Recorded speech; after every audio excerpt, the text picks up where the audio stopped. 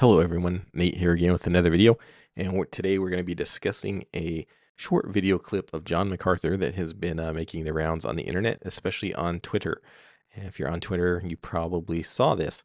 And in this is a video where John MacArthur basically says there's no such thing as mental health, there's no such thing as PTSD, ADHD, ADD, OCD, any other DD, whatever. He basically says there's no such thing, that it's all a sin problem. And they're just created by the pharmaceutical companies so they can put you on pills, drug you up, make a lot of money, and control you, right?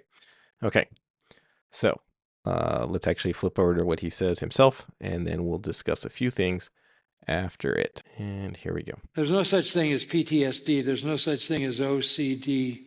There's no such thing as ADHD. Those are noble lies. To basically give the excuse to, in the end of the day, to medicate people. Okay, so he's basically saying all of these things, PTSD, OCD, and ADHD, are just an excuse for the pharmaceutical companies to put you on drugs. And Big Pharma is in charge of a lot of that. If you understand, take PTSD, for example. What that really is grief. You are fighting a war, you lost your buddies, you have a certain amount of survival guilt because you... So one of the things that really sticks out to me, and this is honestly the biggest reason I'm doing this video, he seems to have a very callous and cold thought about those that have lost friends or have seen people die in combat. And this is I'm going to say, a very ignorant take.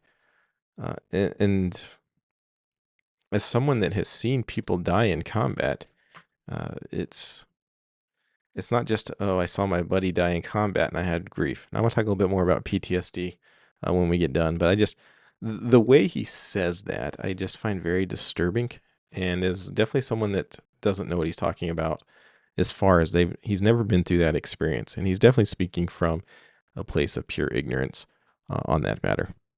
You made it back, they didn't. How do you deal with the grief? Grief is a real thing. But grief is part of life. So what he's saying, though, is that PTSD is only grief from the loss of a buddy. And that couldn't be farther from the truth. Now, grief can very much be a part of PTSD, but it is not only. But grief isn't the only thing that is PTSD. And if you can't navigate grief, you can't live life. But if you clinically define that, you can give them a pill, a series of medications, and they end up in LA homeless on the sidewalk.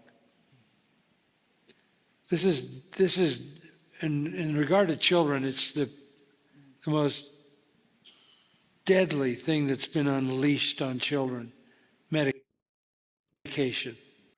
Now, I actually kind of agree with him on this, probably quite a bit. I am not saying that there are no kids that have issues. I think there are. But it's almost become a fad now for parents to have a child that's got an ism or a problem. And the first response seems to be to stick them on a pill of some sort.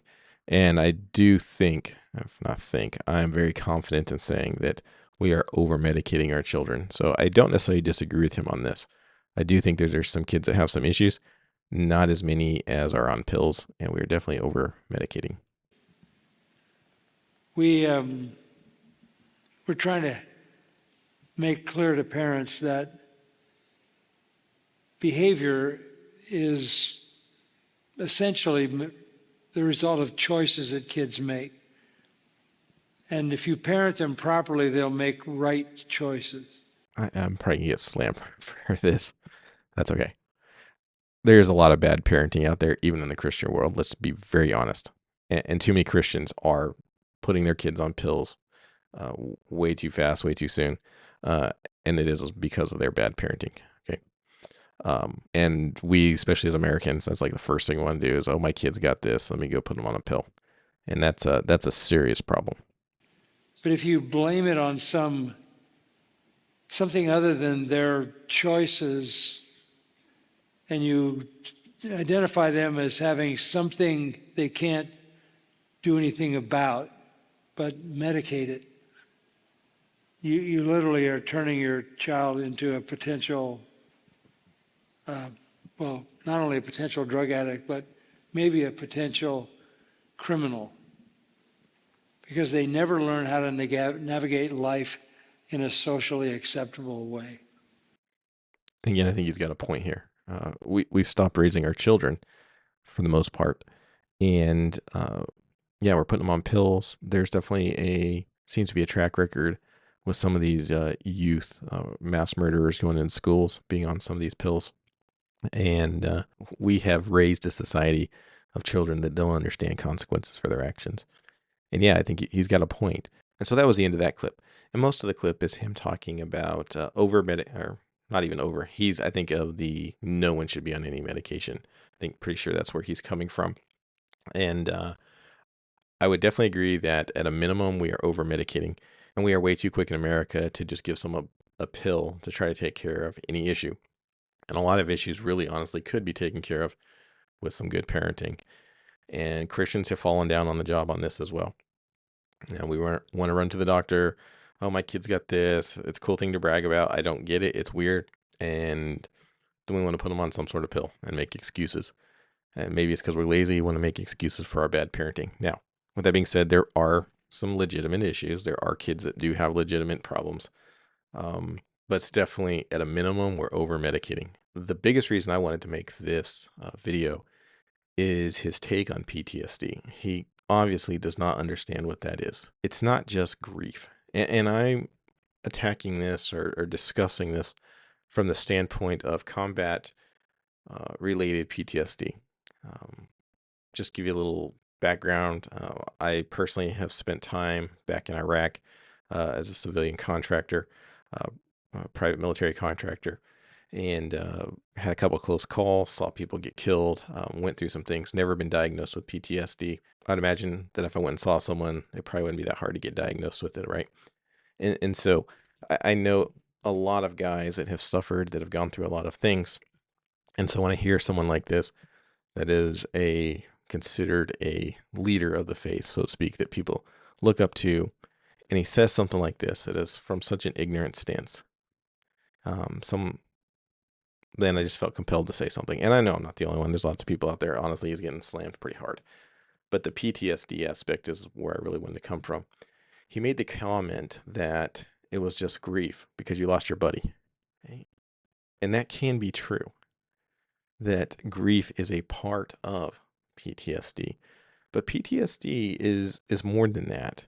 You don't have to necessarily have lost anybody. Just the stress of being under the constant threat of bombardment, of never knowing that if there's a rocket going to come in while you're sitting on the toilet or taking a shower or going to bed, that's going to blow you up or blow your buddies up or blow you up while you're at work. That fight or flight natural response that God gave you, by the way, that is constantly being worked and overworked for extended periods of time, that takes a toll on you. And it's not something you can control. It's not a sin.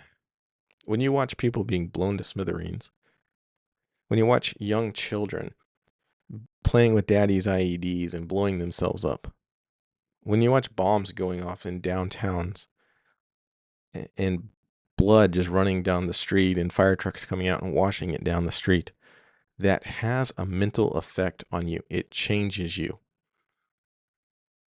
And some things you cannot control. I remember coming home, almost wiped out a few times, and basically all the things that I just mentioned are things that I personally saw. And my wife sleeping on the couch, my wife closed the back door kind of hard, and I jumped. That was an involuntary reaction. See, when you've been under the threat of rockets coming in, when you've had rockets come in and almost kill you, it affects you. Yeah. Several years after I came home, a bottle rocket went off that I wasn't expecting. I had an involuntary response. I wanted to duck for cover because my mind went back to there's rockets coming in. it took everything I could to control that. My heart rate went up. That was involuntary. That's not sin, John MacArthur. That's not grief. That's going through something that most people don't have to go through. And to take the sacrifices that men have made, and I don't care whether you support the wars or not, but to take the sacrifices that men have made, that we have sent and that we have asked to go on our behalf overseas and to deal with stuff, and then to boil it down to just they're dealing with grief and they're sinning if they don't learn how to deal with grief. That's just an ignorant take. John MacArthur, you need to, honestly, you need to repent. You need to go get some education. And you need to understand that PTSD, at least combat-induced PTSD, is a real thing. It's not sin. And it affects people and it leaves scars. When someone gets cut physically, we're not surprised when there's scars still left on the skin. Well, when someone's mind gets cut and damaged, don't be surprised when there's still scars there. And yes, through the grace of God, many people can learn to live normal lives and make it through life. And many people can learn to do it without taking medication. And is the VA quick to give medication? Maybe. I'm not going to get into that. I don't know. But there's a good chance of it. But there are scars that are left behind. And it's more than just grief. And some people's scars are really deep because their wounds were really deep. And we all heal differently. We all deal with it differently. And as long as there's war, as long as we are asking young people to go fight on our behalf, you're going to have people that are suffering with things the rest of their life. And it's kind of shameful that he is not taking this seriously. Trauma does not need to define you. I am who I am in Christ. I am a child of God. I am made in the image of God. God has a plan for me. God has a purpose for me. I'm moving forward in that plan and that purpose, right? The trauma, I'm not going to allow the trauma to define me, but there's still scars there. John MacArthur, there's still scars in a lot of people that will never go away. That doesn't mean they can't function, but there are scars. Anyways, if you enjoyed the video, certainly would appreciate if you would give us a thumbs up, like, subscribe, all the things. Trying to grow the channel here, and hopefully we're going to get a lot better at producing content. So until next time, y'all take care.